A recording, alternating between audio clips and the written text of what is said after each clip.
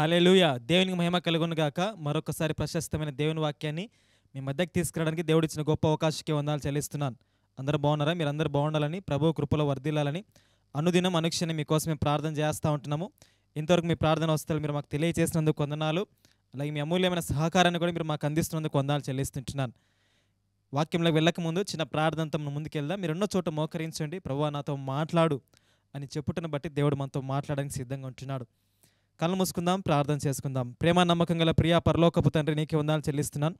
ధ్యానించే వాక్యాన్ని దీవించుము, నాతో మాతో మీరు మాట్లాడమని, నీ స్వరాన్ని వినిపింపచేయమని, మమ్మల్ని అభిషేకించమని, ఆత్మతో నింపమని, చక్కటి వర్తమానం అందించమని యేసు అతి పరిశుద్ధ నామమున ప్రార్థిస్తుంటున్నాం తండ్రి, ఆమేన్. హల్లెలూయా. ప్రభు ఈరోజు మనతో మాట్లాడుకుంటున్న అంశము, లోకంతో నీ సంబంధం ఎలాగుంది? రక్షించబడిన మనము, క్రీస్తు రక్తం ద్వారా కడగబడిన మనము, ప్రభు రాకడ కొరకు ఎదురు చూస్తున్న మనము ఈ లోకంతో ఎలాగా ఉండాలి, ఈ లోకంలో మనం ఎలా జీవించాలి, ఈ లోకంతో మనం ఎలా మెలగాలి అనేది బైబిల్లో స్పష్టంగా దేవుడు రాసి ఉంచాడు. మామూలుగా అయితే ఈ లోకానికి మనకు పొసగదు. ఎందుకంటే క్రీస్తు యేసు రక్తం ద్వారా కడగబడిన ఎవరు కూడా ఈ లోకంతో రాజీ పడుతూ బ్రతకలేడు. ఒకవేళ నువ్వు రాజీ పడుతూ బ్రతుకుతున్నావంటే ఇంకా ఈ లోకం విషయమై నువ్వు ఇంకా సిలువ వేయబడలేదని అర్థం.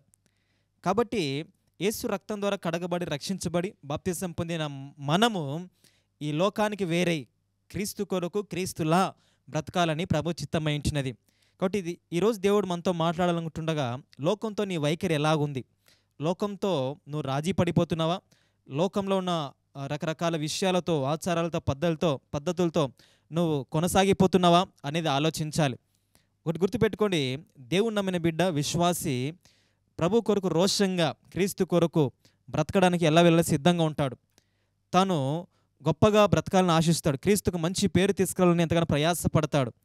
కానీ రోమా 2:8 ప్రకారం వాక్యం సెలవిస్తుంది, మిమ్మును బట్టే కదా అన్యజనుల మధ్య నా నామము దూషించబడుచున్నది అని పౌలు రోమిలకు రాసిన పత్రికలో స్పష్టంగా చెప్పాడు. చాలాసార్లు క్రైస్తవులమైన మనల్ని బట్టి దేవుని నామానికి చాలా దూషణ వస్తూ ఉంది. ఒకప్పుడు క్రైస్తవులు అంటే ఇంకా చాలా ఐక్యతకి, సఖ్యతకి, ప్రేమకి గుర్తుగా ఉన్న కాలం నుంచి క్రైస్తవులంటే రాజకీయాలని, క్రైస్తవులంటే ఇంకా రకరకాల విషయాలని చెడ్డ పేరు క్రైస్తవులు ఈరోజు చాలామంది మూట కట్టుకున్నారు. ఎందుకు ఈ పరిస్థితి వచ్చిందంటే ఇంకా లోకంతో రాజీ పడుతున్నారు. ఒకప్పుడు ఉన్న గొప్ప భక్తులు, క్రీస్తు కొరకు హతసాక్షులైన వారు లోకానికి సవాలు విసురుతూ, లోకానికి ఎదురు ఈదుతూ బ్రతుకుతూ వచ్చారు. ఒకటి గుర్తుపెట్టుకో, నువ్వు లోకంతో రాజీ పడి లోకంతో కలిసి బ్రతుకుతున్నావంటే నువ్వు చచ్చిన చేపతో సమానం. ఏమంటే బ్రతికిన చేప నదిని ఎదురు ఈదుతుంది, కానీ అదే చచ్చిన చేప ఏం చేస్తుంది? ప్రవాహంలో కొట్టుకొని వెళ్ళిపోతుంది. ఒకవేళ లోకం అనే ఈ సముద్రంలో నువ్వు బ్రతికిన చేపవైతే ఎదురెళ్తావు, క్రీస్తు కొరకు గట్టిగా నిలబడతావు, సాక్షిగా నిలబడతావు.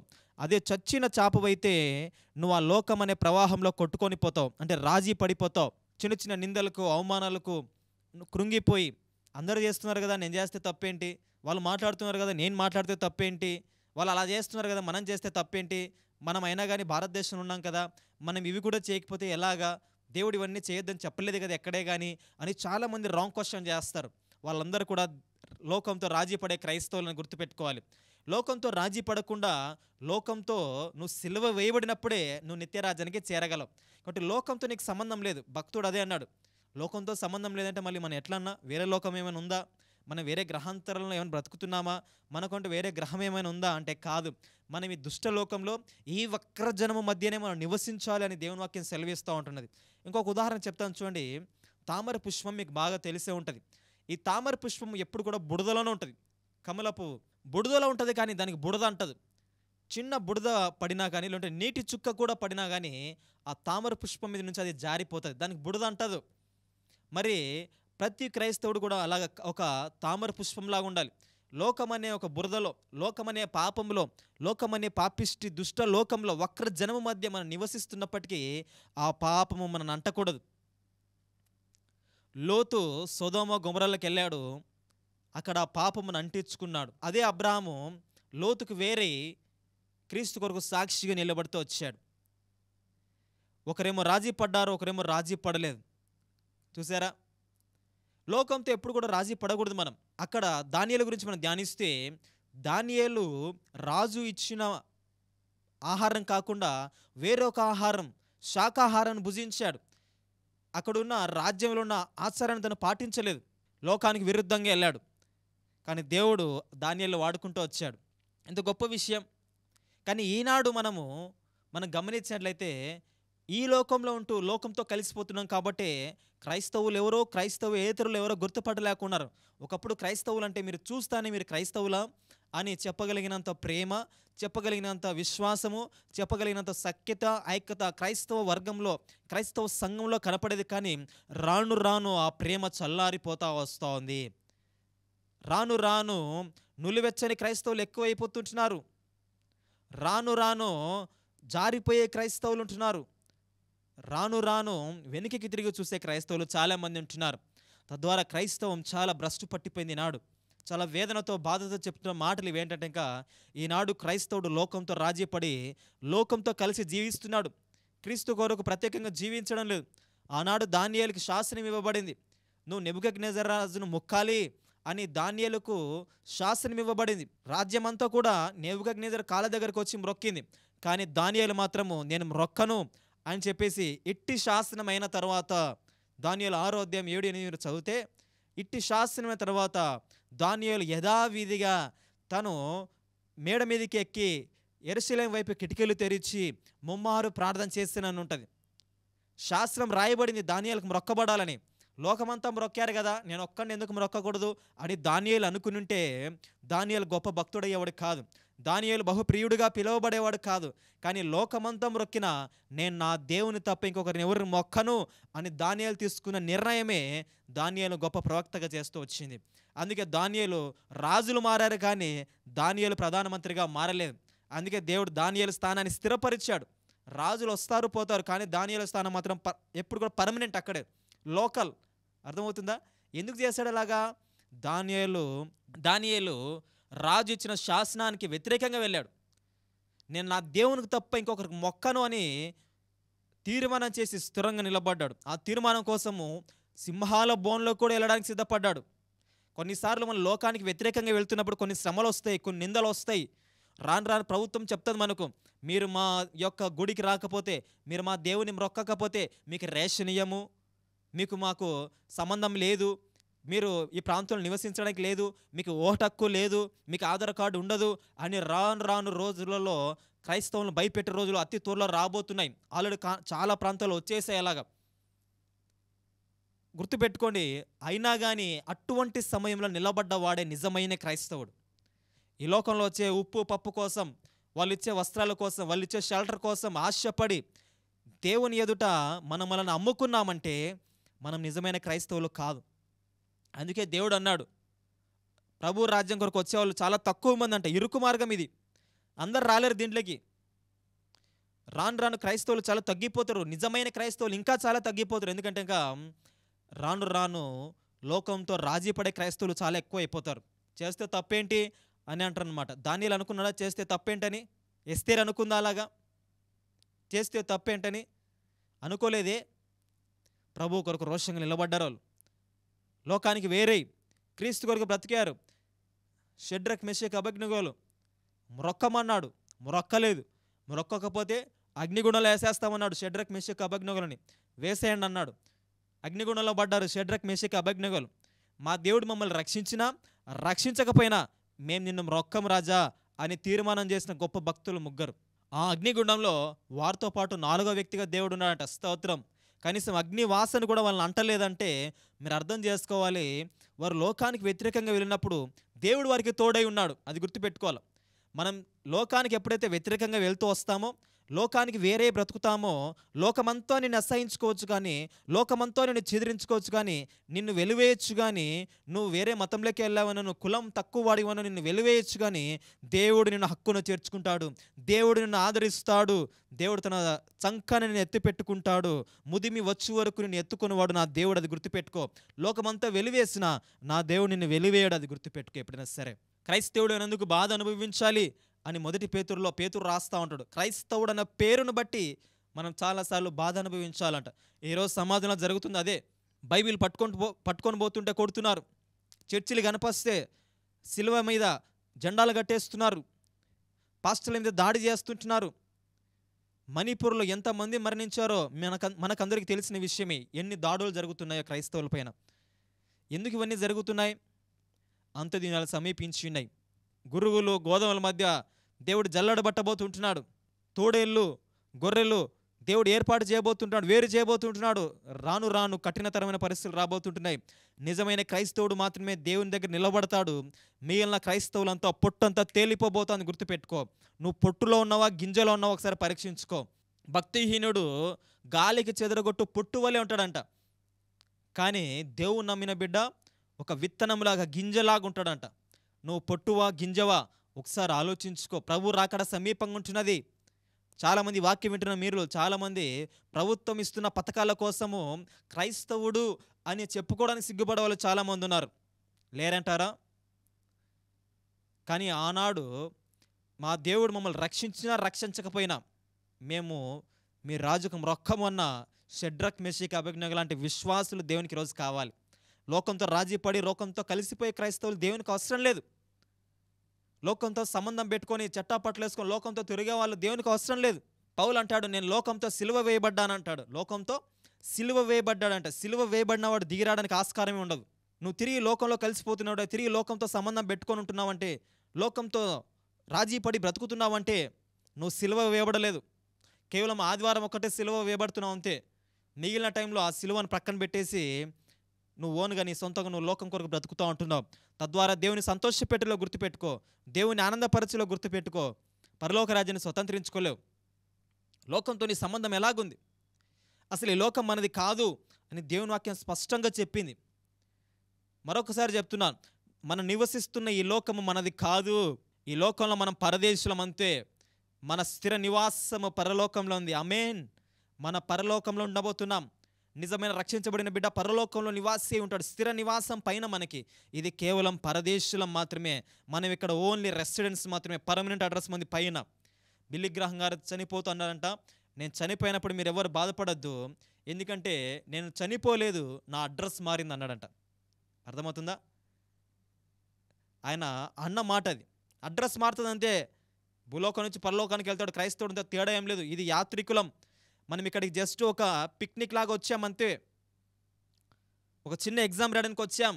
మన స్థిర నివాసం పైన పునాదులు గల పట్టణం అక్కడుంది. ఎదురు చూస్తున్నారు భక్తులు మనం ఎక్కడికి వెళ్ళాలని. మనకంటే ముందున్న భక్తులు, హతసాక్షులైన భక్తులు నీకోసం నా కోసం ఎదురు చూస్తూ ఉన్నారు, ఎప్పుడెప్పుడు వస్తాడా నా బిడ్డ అని. ఆ రాజ్యం కొరకు ప్రాకులాడాలి తప్ప ఈ లోకం కోసం ఎక్కువ ప్రయాసపడదు. నిజమైన దేవుని బిడ్డ ఈ లోకం పట్ల ఆశను కలిగినోడు, ఈ లోకాన్ని ప్రేమించాడు. ఈ లోకంలో ఉన్నదంతా కూడా గతించును అని దేవుని వాక్యం సెలవిస్తుంటున్నది. లోకంలో ఉన్నదంతా, లోక నటనంతా కూడా ఒకరోజు గతించిపోతుంది, ఒకరోజు లయమైపోతుంది. అగ్నికి నిలయమై ఉందంట ఈ యొక్క మన భూమి. అగ్నికి నిలయమైంది. ఎప్పుడు దేవుని రాకడ వస్తుందో తెలియదు. దొంగ వచ్చినట్లుగా దేవుడు మన దగ్గరకు వస్తాడంట. రెప్పపాటున భక్తులు ఎత్తబడతారంట. చాలా జాగ్రత్తగా ఉండాలి. ఏ సమయం వస్తాడో తెలియదు. అనుక్షణం జాగ్రత్తగా ఉండాలి. ఒకవేళ లోకంతో రాజీ పడి, లోకంతో కలిసిపోయి, లోకంతో చట్టాపట్లు వేసుకుంటూ తిరుగుతూ దేవుని మోసం చేయాలనుకుంటున్నావా, ఎక్కువ రోజులు నీ ఆటలు సాగవు.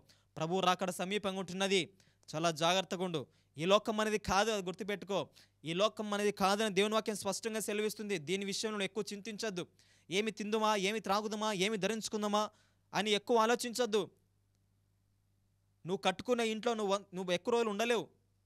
70 ఏళ్ళు 80 ఏళ్ళు వస్తే ఆ ఇంట్లో నువ్వు విడిచిపెట్టి వెళ్ళిపోవాలి. ఆ ఇంట్లో నీకు స్థిరమైన నివాసం కాదు. కానీ పరలోకంలో స్థిరమైన నివాసం. దానికోసం ఎక్కువ ప్రయాసపడు. నువ్వు కొనుక్కునే బంగారం, నువ్వు వేసుకున్న బంగారం నేను నిత్యరాజ్యాన్ని తీసుకుని వెళ్ళలేవు. నువ్వు చచ్చి బూడ్చిపెడితే కనీసం నీ చేతికున్న ఉంగరం కూడా నీతో పెట్టరు తెలుసా? ఆ ఉంగరం కూడా తీసేసుకుంటారు నీ వాళ్ళు. నువ్వు ఎలాగైతే దిగంబరిగా వచ్చావో దిగంబరిగా వెళ్ళిపోతావు అంతే. కనీసం మలతాడు కూడా బెటర్ నీ మీద. అలాంటి భయంకర లోకంలో జీవిస్తున్నావు. మరి ఎందుకు ఇంత సంపాదన? ఎందుకు ఇంత సంపాదన కోసం ప్రయాసపడాలి? ఎందుకు డబ్బు మీద అంత వ్యామోహం కలిగి ఉండాలి?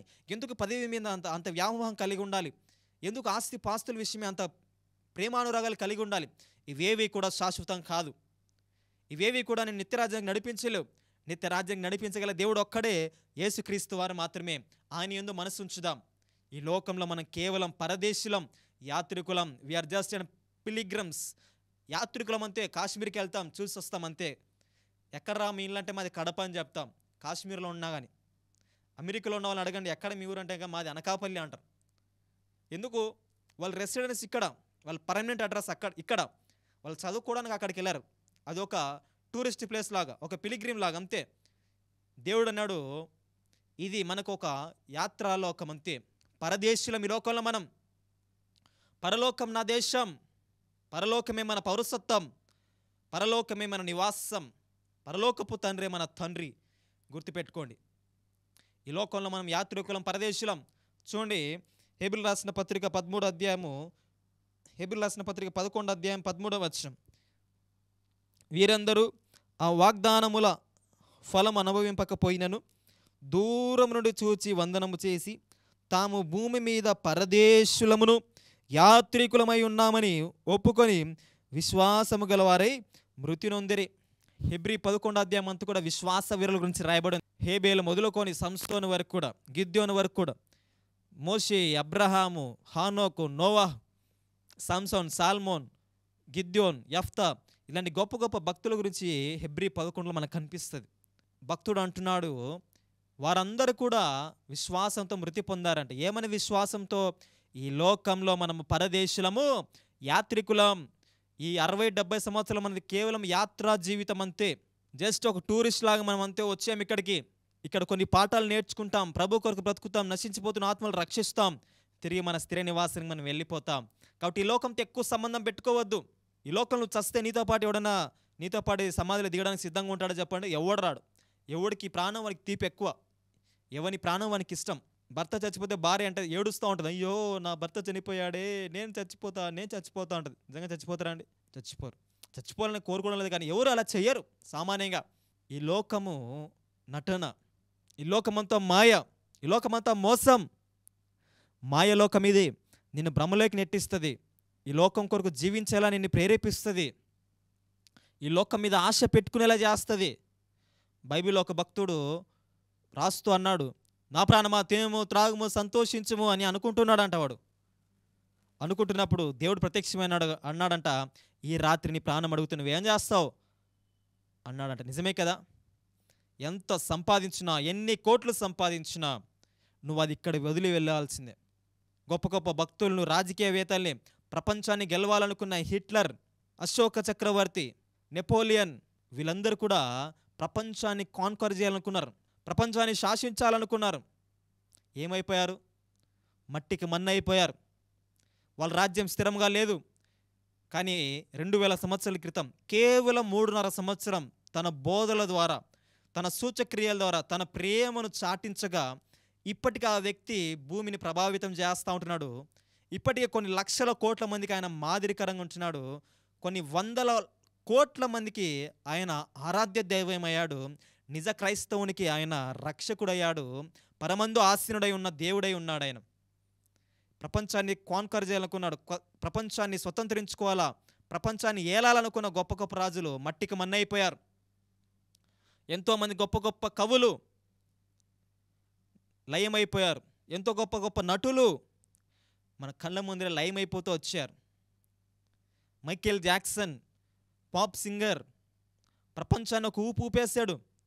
కానీ అతి తక్కువ వయసులోనే, మేబీ 50-55 సంవత్సరాల వయసులోనే మరణిస్తూ వచ్చాడు.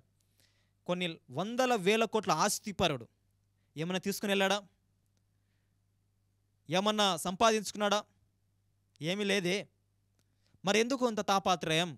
ఎందుకు ఈ లోకం మీద అంత ఆశ? దేవుని మీద ఆశ పెట్టుకో, సంఘం మీద ఆశ పెట్టుకో, దేవుని వాక్యం మీద ఆశ పెట్టుకో, దేవుని సహవాసం మీద ఆశ పెట్టుకో, నిత్యరాజ్యం స్వతంత్రించుకో. ప్రాముఖ్యంగా ఈ కాలంలో బ్రతుకుతున్నాం మనం. కరోనా టైంలో చూసాం, నా అనుకున్న వారే మరణిస్తుంటే కనీసం ముట్టుకోవడానికి కూడా భయపడ్డారు చాలామంది. సొంత తండ్రి చనిపోతే కరోనాతో పిల్లలు బూడ్చడానికి కూడా భయపడ్డారు, కరోనా వస్తుందేమో అని. అలాంటి భయంకరమైన దినాలు చూసాం మనం. ఇంట్లో ఒక వ్యక్తి తుమ్మితే అతన్ని తీసుకుపోయి ఒక రూమ్లో పెట్టేశాం. తనలో తండ్రికో పిల్లలకో తుమ్మి జ్వరం వస్తే వీడెవడో మాకు తెలియదు అన్నట్లుగా ఒక రూమ్లో పెట్టేసామని మనం, క్వారంటైన్ అని. అర్థం చేసుకోవాలి మీరు, లోకం ఎంత భయంకరంగా ఉంటుందో. ప్రేమానురాగాలు తగ్గిపోతున్నాయి, ఆప్యాయతలు తగ్గిపోతున్నాయి, మమకారాలు తగ్గిపోతున్నాయి, బంధాలు తగ్గిపోతున్నాయి. అటువంటి భయంకరమైన శాపాగ్రస్తమైన లోకంలో మనం జీవిస్తుంటున్నాం. వక్ర జన్మ మధ్య జీవిస్తుంటున్నాం. మెడ వంగని జన్మ మధ్య మనం జీవిస్తుంటున్నాం. మదించిన జనం, క్రొవ్వెక్కిన జనం మధ్య మనం జీవిస్తుంటున్నాం. దేవుని మాటకు లోబడరు వాళ్ళు, దేవుని మాటకు విధేయత చూపించరు. లోకంలో తిందుమా త్రాగుదుమా తందాన తానాలు ఆడుతూ లోకం కొరకు బ్రతుకుతూ తమ జీవితం యొక్క పరమార్థాన్ని గుర్తించకుండా లోకంతో బ్రతుకుతూ జీవితాన్ని నాశనం చేసుకుంటున్న వాళ్ళు చాలామంది ఉన్నారు. వాళ్ళని చూస్తే నాకు చాలా బాధ వేస్తూ ఉంటుంది. కానీ ఒక దేవుని బిడ్డ, ఒక క్రైస్తవుడు అని పేరు పెట్టబడినవాడు, రక్షించబడి మారుమనసు పొందినవాడు, బాప్తిసం పొందినవాడు ఈ లోకానికి ఎదురెదుతాడు. ఈ లోకానికి సవాలు విసురుతూ బ్రతుకుతాడు. ఈ లోకం చేసేదానికి వ్యతిరేకంగా జీవిస్తూ వస్తూ ఉంటాడు. ఎందుకంటే ఈ లోకానికి క్రైస్తవుడికి పొసగదు. ఈ లోకానికి క్రైస్తవుడు సెట్ కాడు. లోకంతో రాజీ పడద్దు. మనదంతా కూడా పరలోక రాజ్యం, పరదేశులం. మనం ఇక్కడ కేవలం యాత్రికులమే. అందుకే చూడండి, పేతురు రాసిన మొదటి పత్రిక 2వ అధ్యాయం 11వ వచనంలో మరొకసారి పేతురు అంటున్న మాట ఏంటంటే, ఇంకా ప్రియులారా, మీరు పరదేశులను యాత్రికులై ఉన్నారు గనక ఆత్మకు విరోధంగా పోరాడు శరీరాశలను విసర్జించి. పేతురు అంటున్నాడు, మనము యాత్రికులము, పరదేశులమై ఉన్నామంట. ఈ లోకం మనది కాదు. నువ్వు అనుకుంటున్నది ఏది నీది కాదు. నాది అనుకుంటున్నది ఏది నీది కాకుండా వెళ్ళిపోతుంది. దిగంబరిగా వచ్చావు, దిగంబరిగా వెళ్ళిపోతావు. పుట్టినప్పుడు ఏమి తీసుకురాలేదు, చచ్చేటప్పుడు కూడా ఏం తీసుకుని వెళ్ళలేవు. ఒట్టి చేతులతో వచ్చావు, ఒట్టి చేతులతో వెళ్ళిపోతావు. చివరికి నువ్వు సంపాదించుకున్నది ఏంటి తెలుసా? మరణం. చాలా జాగ్రత్తగా ఉండు. ప్రభువును సంపాదించుకోకుండా నువ్వు ఎన్ని సంపాదించుకున్నది వేస్ట్, అది వ్యర్థం ప్రభు దృష్టిలో. సొలొమోనంతటి జ్ఞానం కానీ, సొలొమోనంతటి సంపద కానీ లేని అప్పట్లో అటువంటి రాజు లేడంట. అయితే సొలొమోను రాస్తూ ప్రసంగిలో సమస్తం వ్యర్థం, సూర్యుని కింద ఉన్నదంతా కూడా వ్యర్థం, ఈ లోకమంతా వ్యర్థం, ఈ లోకమ స్నేహము వ్యర్థం అని వ్యర్థం వ్యర్థం వ్యర్థం అని ప్రసంగిలో కొన్ని వందల సార్లు రాస్తూ వచ్చాడు.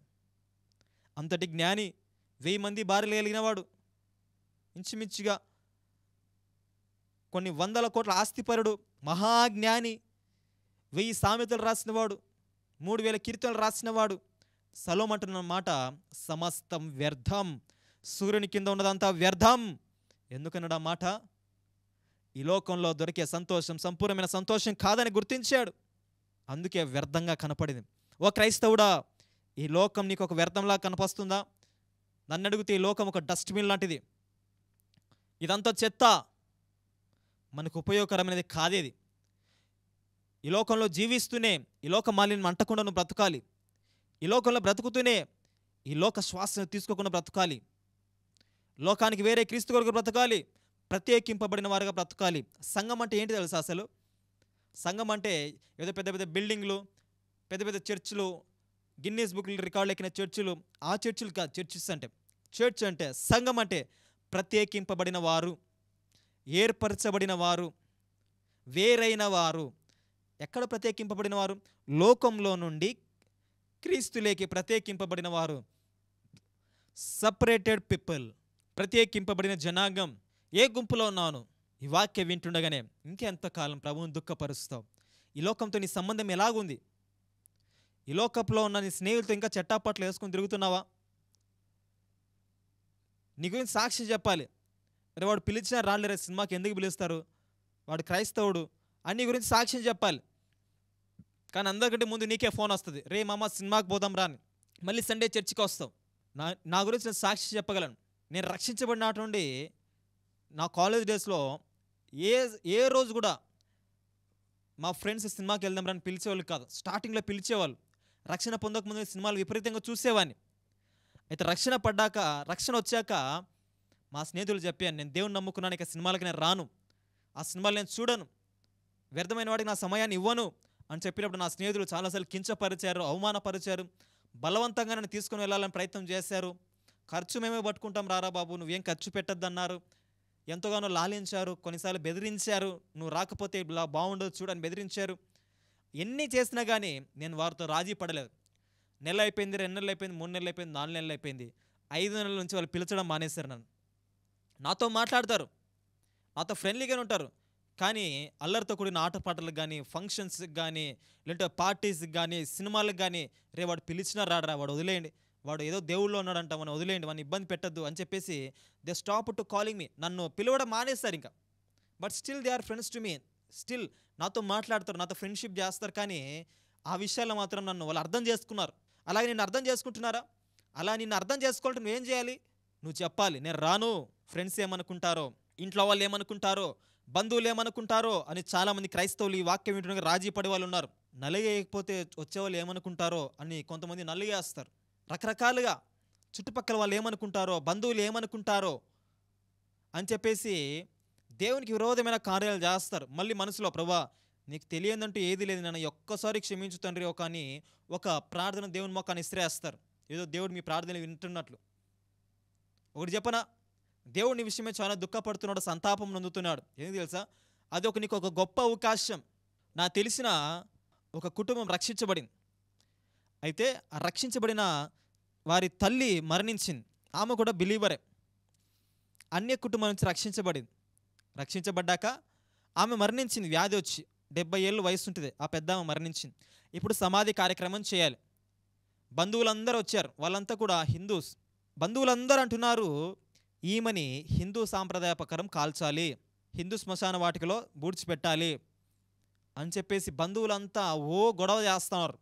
అయితే ఆ అబ్బాయి, లేదు మా అమ్మను క్రైస్తవ ప్రకారం సమాధి చేయాలి, అది మా అమ్మ ఆశ, షీ ఈజ్ బిలీవర్, నేను అలాగా చెయ్యను అన్నప్పుడు ఆ చుట్టుపక్కల బంధువులందరూ కూడా ఆ అబ్బాయిని కొట్టడానికి వెళ్ళారు, బెదిరించారు. ఇక నువ్వు మా పెళ్ళిళ్ళకి రాకూడదు, నీ కూతురికి ఎవరిస్తారో పిల్లల్ని మేము చూస్తాము, ఇంకా నీకు మాకు ఎటువంటి సంబంధం లేదు, అసలు నువ్వు మా క్యాస్ట్లో ఉండడానికి అర్హుడవు కాదు, కాబట్టి ఈరోజు మీకు నాకు తెగదెంపులు చేసుకుందాము అని చెప్పేసి ఆ వ్యక్తి మీద నోటికొచ్చినట్లుగా మాట్లాడి, బూతులు తిట్టి, అతన్ని దూషించి, కొట్టి, చిత్రహింసలు పెట్టారు. తల్లి శవం అక్కడ పెట్టుకొని జరుగుతున్న విషయం ఇదంతా. కానీ ఆ అబ్బాయి క్రీస్తు కొరకు నిలబడ్డాడు. మీరు ఏమి చేసినా సరే నా తల్లిని బూడ్చిపెట్టవలసిందంటే బంధువులు తిట్టి తిట్టి తిట్టి ఏమైనా చేసుకో అని చెప్పి ఉదయం శవం అక్కడ పడుకుంటే సాయంత్రం వరకు శవం కదలనీయలేదు వాళ్ళు. కానీ ఎవరు దిక్కు లేకపోతే కొంతమంది విశ్వాసులు వచ్చి సమాధి కార్యక్రమం చేస్తారు. ఘనంగా జరిగింది. అలాంటి వాళ్ళు ఉన్నారంటారా? ఈ వాక్యం ఏంటంటే చాలాసార్లు నీ బంధువుల కోసం, నీ స్నేహితుల కోసం దేవుణ్ణి తాకట్టు పెట్టలేదా? దేవుని నామానికి అవమానం తీసుకురాలేదా? దేవుని నిన్ను బట్టి దూషణ కలగలేదా? బంధువులు ఏమనుకుంటారో అని అనుకుంటున్నావా? స్నేహితులు ఏమనుకుంటారో అని అనుకుంటున్నావా? మరింత భక్తి పనికిరాదు అనుకుంటున్నావా? చాలా జాగ్రత్తగా ఉండు. లోకంతో రాజీ పడేవాడు క్రైస్తవుడే కాదు. అసలు చచ్చిన చాపని నదిలో కొట్టుకుని వెళ్ళిపోతుంది. నువ్వు చచ్చిపోయావు, నీలో జీవం లేదు, క్రీస్తు జీవం లేదు. క్రీస్తు జీవం ఉన్నవాడు క్రీస్తు కొరకు రోషంగా బ్రతుకుతాడు, లోకానికి వేరే క్రీస్తు కొరకు బ్రతుకుతాడు, సత్యాన్ని ప్రకటిస్తాడు, సత్యాన్ని వింటాడు, సత్యాన్ని అనుసరిస్తాడు, యథార్థంగా బ్రతుకుతాడు. కాబట్టి దేవుని నమ్మిన బిడ్డలుగా లోకంతో నీ సంబంధం ఎలాగుంది? ఈ లోకం మనం పరదేశులం, ఈ లోకంలో మనం యాత్రికులం, ఈ లోకంలో మనము వేరే ప్రత్యేకింపబడిన జనాంగం అని దేవుని వాక్యం సెలవిస్తూ ఉంటున్నది. కాబట్టి ఈ లోకంతో మనకి ఎలాంటి సంబంధం లేదు. ఈ లోకంలో నువ్వు ఒక తామర పుష్పంలాగా ఉండాలి. ఈ లోకంలో నువ్వు ఒక మండే జ్వాలగా ఉండాలి. అప్పుడే దేవుడిని అత్యధికంగా ఆశీర్వదిస్తాడు, అప్పుడే దేవుడిని అత్యధికంగా వాడుకుంటాడు, అత్యధికంగా బలపరుస్తాడు. కాబట్టి ఈ వాక్యం వింటుండగానే లోకంతో నీ సంబంధం ఎలాగుంది? ఒకటి గుర్తుపెట్టుకో, ఈ లోకం కేవలం ఒక యాత్రా దేశం అంతే, ఈ లోకం ఒక పరదేశం అంతే. కాబట్టి ఈ లోకంతో ఎక్కువ సంబంధం పెట్టుకోవద్దు, ఈ లోకాన్ని ఎక్కువ ప్రేమించొద్దు, ఈ లోకం మీద ఎక్కువ ఆశ పెట్టుకోవద్దు. 70-80 సంవత్సరాలు దాటిన తర్వాత ఒక్క సంవత్సరం కదా, ఒక్క నిమిషం కూడా మనం ఇక్కడ ఉండడానికి దేవుడు ఒప్పుకోడు, మన శరీరం కూడా ఒప్పుకోదు. దిగంబరుడికి వచ్చావు, దిగంబరిగా వెళ్ళిపోతావు, వెళ్ళిపోయిన తర్వాత ఎక్కడుంటావు అది ఆలోచించు. అది శాశ్వతమైన రాజ్యం, అది నిత్య రాజ్యం. అక్కడ మన యుగ యుగాలు ఉండబోతుంటున్నాం. యేసునందు విశ్వాసం ఉంచి రక్షించబడితే పరలోక రాజ్యంలో నిత్యం ఉంటావు. యేసునందు విశ్వాసం ఉంచకపోతే యుగ యుగములు అగ్నిలో కాలుతూ ఉంటావు. ఏది కావాలో కోరుకో. లోకంతో రాజీ పడుతున్నావా? నువ్వు క్రైస్తవుడే కాదు. లోకంతో సిలువ వేయబడ్డావా? నువ్వు నిజమైన క్రైస్తవుడివి. దేవుని నమ్మిన బిడ్డవైతే ఈరోజు నుంచి లోకానికి సవాలుకరంగా బ్రతుకు. లోకంతో రాజీ పడకుండా లోకానికి ఎదురు వెళ్ళి బ్రతుకు. దేవుడు అత్యధికంగా నేను వాడుకుంటాడు. కళ్ళు మూసుకుందామా? ప్రార్థన చేసుకుందాం. ప్రేమ నమ్మకం గల ప్రియా పరలోకపు తండ్రి, చెప్పబడిన వాక్యాన్ని దీవించు, ఆశ్రయించు, నాతో మాతో మీరు మాట్లాడేందుకు వందనాలు చెల్లిస్తుంటాను. తన వాక్యం ద్వారా అనేక మంది దర్శించుమని, లోకంతో మా సంబంధం ఎలాగుందో ఈరోజు స్పష్టంగా మాట్లాడావు కనుక తండ్రి, భయము కలిగి భక్తి కలిగి జీవించడానికి మీరు మాకు సహాయము చేయమని, తండ్రి ఎవరికైతే అనారోగ్యం ఉందో, వ్యాధి బాధలున్నో యేసు నామమున ముట్టమని, అప్పుల సమస్య నుంచి విడుదలిమని, గర్భఫలాన్ని అనుగ్రహించమని, తన భార్యాభర్తల మధ్య సఖ్యతను ఐక్యతను మీరు కలగచేయమని వాక్యం వింటుండగానే ప్రతి కుటుంబాన్ని దీవించి తండ్రి, లోకానికి వేరే ఈ లోకమంతా పరదేశులమని మనం తండ్రి మేమంతా కూడా యాత్రికులమని గుర్తించి లోకంలో వాటిని ప్రేమించకుండా తగు మాత్రమే మితముగా ఉండడానికి మీరు మాకు సహాయం చేయమని యేసు అతి పరిశుద్ధ నామమున ప్రార్థిస్తున్నాము తండ్రి, ఆమేన్. హల్లెలూయా. దేవునికి మహిమ కలుగును గాక. నిజంగా ఈ వాక్యాలు మీకు దీవెనకరంగా ఆశీర్వాదకరంగా ఉన్నట్లయితే అనేక మందికి తెలియచేయండి. అలాగే పాస్టర్ నాథాన్ అఫీషియల్ అని యూట్యూబ్, ఫేస్బుక్, ఇన్స్టాగ్రామ్లో మన ఛానల్స్ ఉన్నాయి. అక్కడ సబ్స్క్రైబ్ చేయండి, ఫాలో చేయండి, లైక్ చేయండి. అనేక మందికి కూడా తెలియచేయండి, షేర్ చేయండి. అలాగే నిజంగా ఈ కార్యక్రమాలకు మీకు దీవెనకరంగా ఆశీర్వాదకరంగా ఉన్నట్లయితే అనేక మందికి తెలియచేయండి. అలాగే మీ అమూల్యమైన సహకారాన్ని దయచేసి మీరు మాకు అందించండి. భారభరితమైన పరిచర్య, ఎంతో ఖర్చుతో కూడిన పరిచర్య. ఒక యవనస్తుడిగా నా శక్తికి మించిన పని ఇది, కానీ ప్రభువు నాతో చేయిస్తుంటున్నాడు.